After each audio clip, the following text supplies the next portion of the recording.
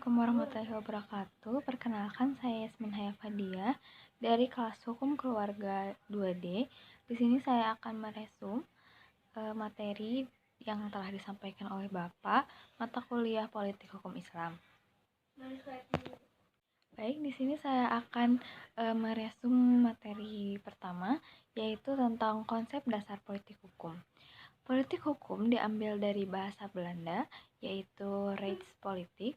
Rechts artinya hukum dan politik artinya policy atau kebijakan. Jadi politik hukum sendiri adalah kebijakan atau penetapan atas sebuah hukum. Sedangkan kebijakan itu adalah rangkaian konsep, asas atau garis besar atau dasar rencana atas sesuatu. Jadi politik hukum bisa diartikan sebagai kebijakan atas penetapan hukum.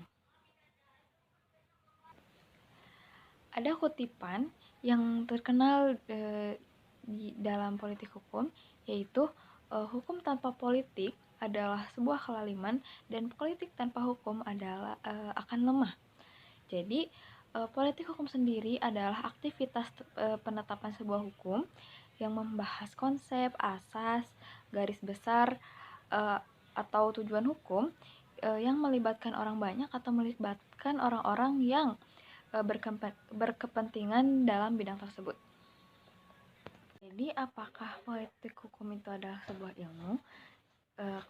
Pengetahuan itu adalah apa yang kita ketahui dari atau melalui panca indera. Sedangkan ilmu adalah pengetahuan yang sistematis menurut ontologis atau filsafat ilmu. Jadi apakah menurut saya politik hukum Islam itu adalah sebuah ilmu? Betul, karena ada sistematikanya.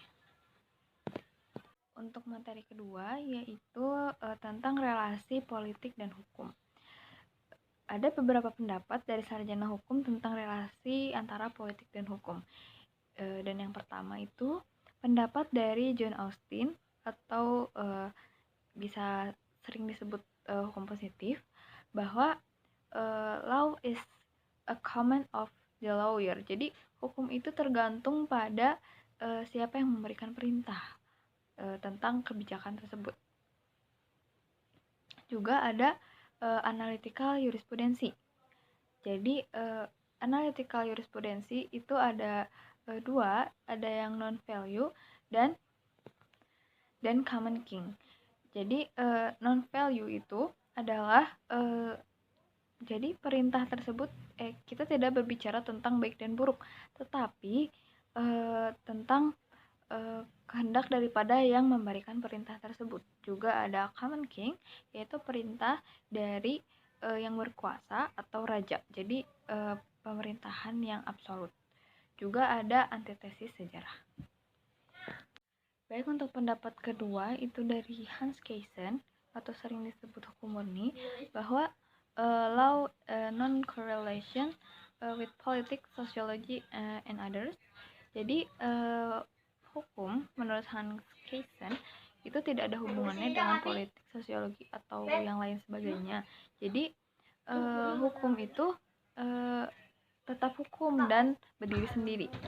Juga yang pendapat kedua yaitu law is the solemn without the saint. Jadi hukum adalah cita-cita ideal. Jadi menurut Hans Kelsen, tujuan hukum itu sempurna dan seindah mungkin atau seideal mungkin.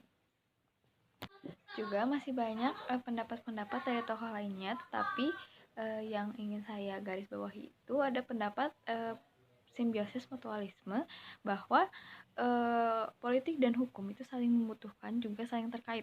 Jadi di antara politik dan hukum tidak ada yang lebih mendominasi, tetapi saling membutuhkan.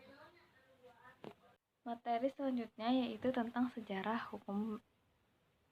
politik hukum. Sejarah politik hukum itu dibagi menjadi dua, yaitu secara implisit dan juga secara eksplisit. Secara implisit itu dikemukakan oleh Van Apeldoorn, dan secara eksplisit itu Pertama,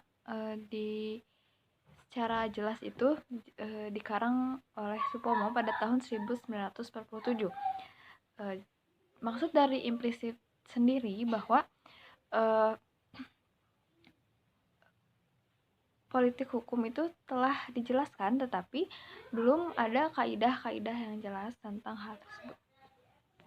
Untuk materi selanjutnya yaitu tentang sifat hukum. Sifat hukum itu dibagi menjadi 3. Yang pertama itu fakultatif. Fakultatif adalah jadi hukum itu mengatur. Jadi cara tidak mengikat atau tidak wajib ditaati. Contohnya seperti pasal 19 KUH Perdata tentang perkawinan. Jadi hukum itu hanya mengatur tetapi tidak wajib ditaati. Yang kedua yaitu ada imperatif, bahwa hukum itu memaksa, jadi harus ditaati. Yang ketiga yaitu represif, tujuannya untuk agar terciptanya ketertiban dan kepatuhan tanpa syarat. Juga peraturannya keras dan lebih terperinci.